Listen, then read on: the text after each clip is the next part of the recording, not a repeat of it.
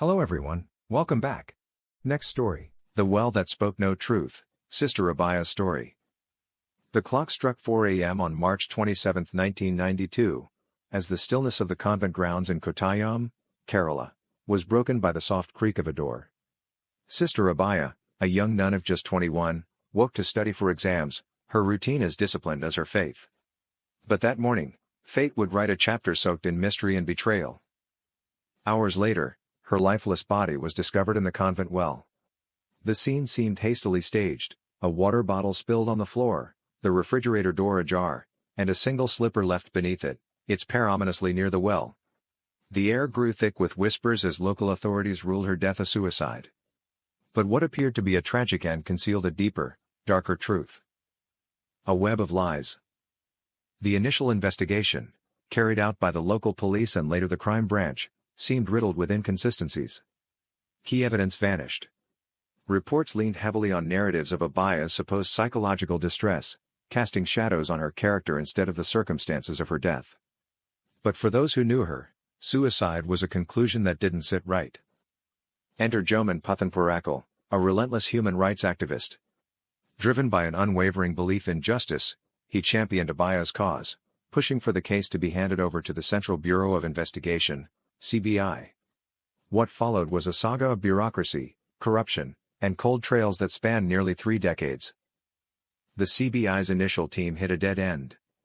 A second team declared homicide but failed to identify the culprits. Each attempt to close the case was met with resistance from the judiciary, which demanded answers. Years turned into decades, and justice seemed like a mirage. The breakthrough. In 2008, a crucial statement surfaced. A local resident claimed he saw Father Thomas Couture near the convent the night before Abhaya's death. Armed with this new lead, the CBI arrested Father Couture, Sister Saifi, and another priest, Jose Patricule. The allegations were chilling. Abhaya had inadvertently witnessed the priest and Sister Saifi in a compromising position. In their desperation to protect their secret, they allegedly attacked her with an axe and disposed of her body in the well. As the trial began in 2019, over 28 years after her death, the courtroom became a battleground of narratives. Witnesses turned hostile. Evidence was scrutinized and dismissed.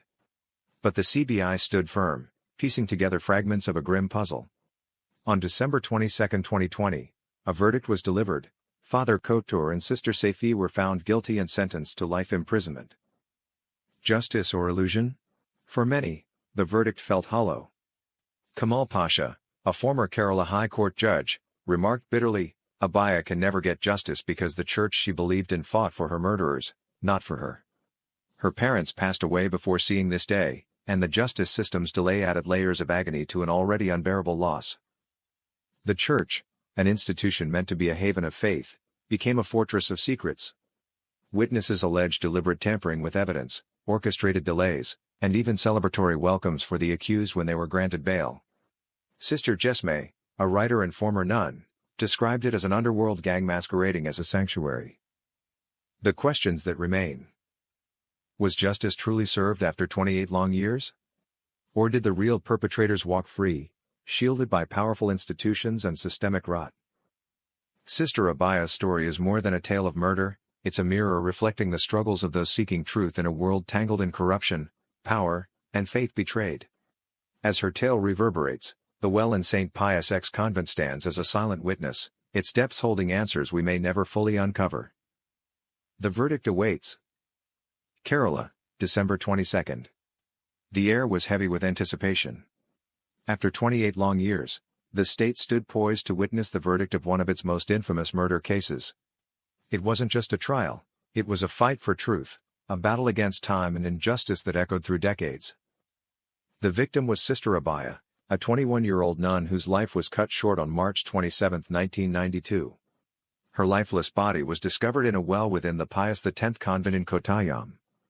What initially seemed like a tragic suicide soon unraveled into a complex and disturbing mystery.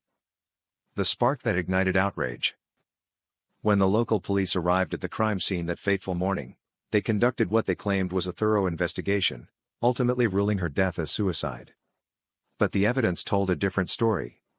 Discrepancies in the scene, the scattered slippers, the water bottle, and the veil found oddly placed, were impossible to ignore. This prompted activists like Joman Puthenparakal to demand answers. The police and the Kerala Crime Branch closed the case, but their explanations didn't sit right with those determined to uncover the truth. A year later, in 1993, the case was handed over to the Central Bureau of Investigation, CBI. A timeline of justice delayed.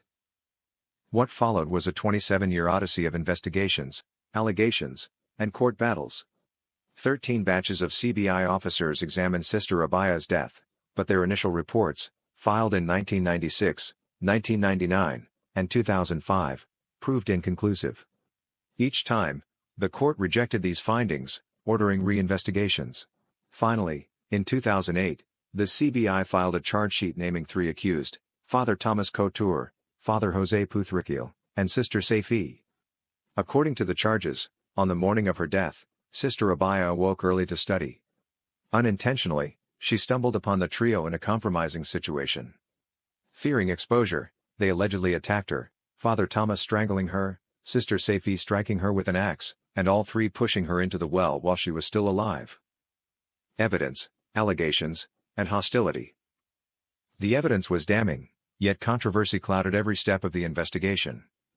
Witnesses turned hostile, key pieces of evidence, including Sister Abhaya's diary, went missing, and accusations of tampering loomed large.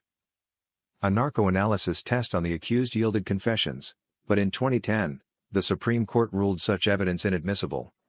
As the years dragged on, several crucial witnesses passed away, including Sister Abhaya's parents. By the time the trial began in 2019, the weight of time had already taken its toll. The verdict looms. Now, after nearly 3 decades, Kerala waits. The special CBI court in Tiruvananthapuram is set to deliver justice, or so the people hope. For activists like Joman and countless others who never gave up, the journey has been as much about the process as the outcome. As the clock ticks toward the final judgment, the question lingers: will justice be enough to heal the wounds left by 28 years of silence and delay? That's it for now. See you in the next post.